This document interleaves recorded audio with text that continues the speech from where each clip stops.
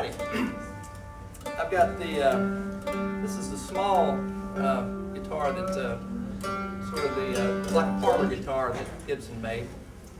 They had two versions of it at this time. They had an L1, which was a little more stripped down, not quite as fancy on the appointments.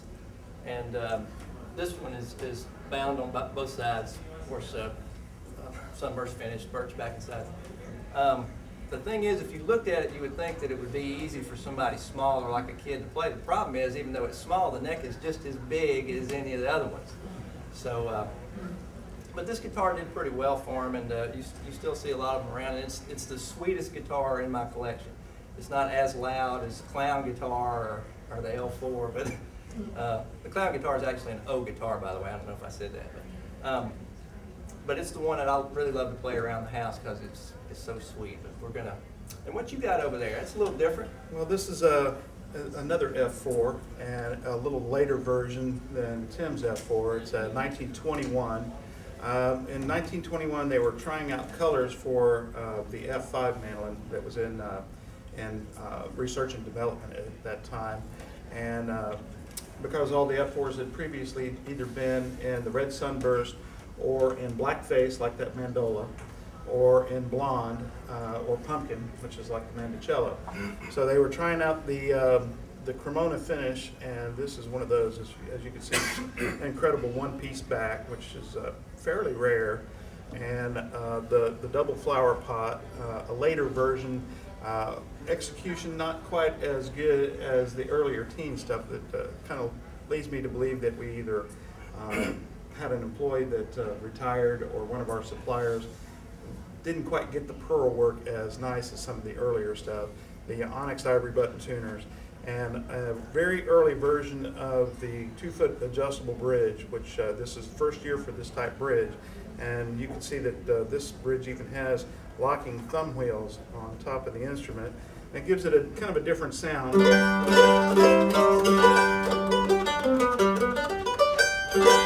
are with the thumb wheels on. We played this game yesterday at home. My wife is always kind enough to play A-B with me, and after I say mandolin 3 times, though, her off switch hits, and she goes into a coma. But see a bit of a difference there. It's actually a little bit louder. So we'll leave those off. All right, we'll play this. It's this is probably Django's most popular, famous song. It was used as the Honeymooners theme song on the Honeymooners television show. It's called Nuages.